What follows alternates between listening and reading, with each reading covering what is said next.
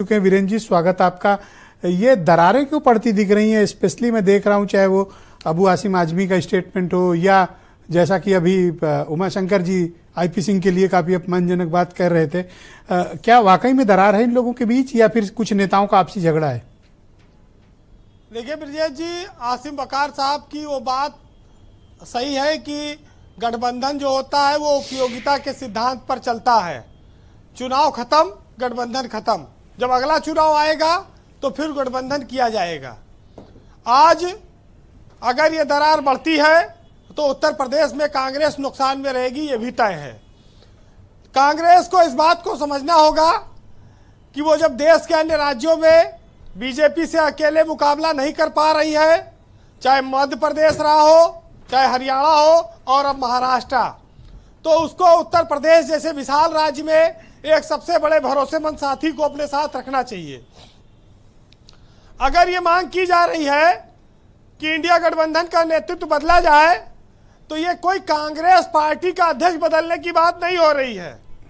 India गठबंधन में विभिन्न दलों के नेता हैं, वो मिलकर अपना एक अलग नेता अगर चुनना चाहते हैं तो वो उसमें कांग्रेस को कोई एतराज नहीं होना चाहिए, क्योंकि ये कांग्रेस पार्टी के अंदर का हस्तक्षेप नहीं है जी। ये गठबंधन के दलों की अपनी राय है और इस पर कांग्रेस को बुरा भी नहीं मानना चाहिए।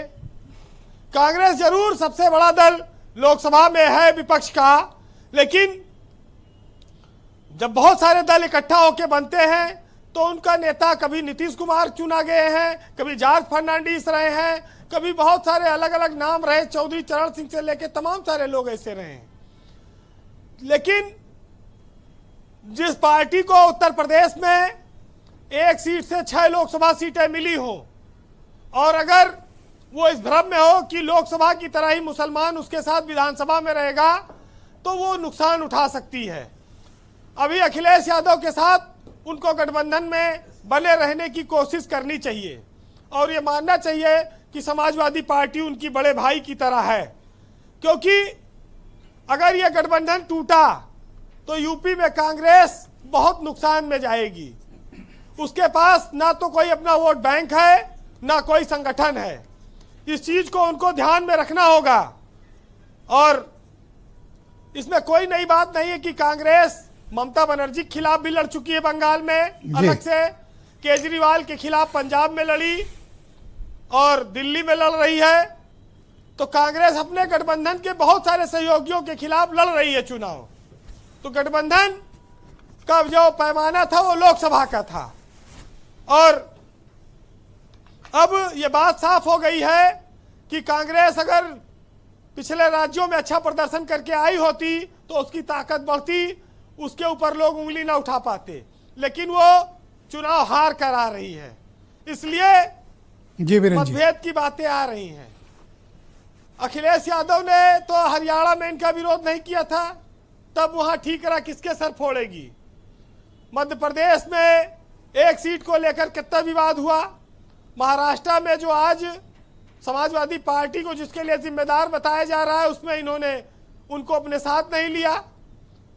तो जब सारी चीजें पर आप सहमत नहीं होंगे और बाद में चिल्लाएंगे कि दरार आ गई, दरार आ गई, हमारे यहाँ तो दरार आती है तो हम लोग सीमेंट डाल के चूना पतवा दी थे ऊपर से, तो ये भी चूना पतवा दें और क्या बचा है इसके अलावा। कंक्लूड क्योंकि थोड़ा वक्त सियासत में जी देखिए बहुत साफ बात है, चूना सियासत में ज्यादा आरोप लगाने से काम नहीं चलेगा, त्याग करना पड़ेगा। जी वीरेंद्र जी, 2014 से लेके आज 2024 में खड़े हैं कांग्रेस। आज पांडे जी चूना पतवा के जाएंगे, आप चिंता मत करो, बोलो आप। इनको देखना होगा कि हम 10 साल में जितना लोगों को इकट्ठा करते हैं फिर उसमें से लोग अलग हो जाते हैं, फिर हम एक रास्ते पर क्यों नहीं चल पाते हैं। भाजपा को रोकना कोई आसान नहीं है और ऐसा प्रतीत हो रहा है कि इंडिया गठबंधन के अस्तित्व पे अब ग्रहण लगेगा और इसके लिए लोगों को तैयार रहना चाहिए। और ये जो पीडीए का एजेंडा है और ये जो संविधान का एजेंडा है ये अलग अलग हो जाएगा, ये किस ओर जाएगा।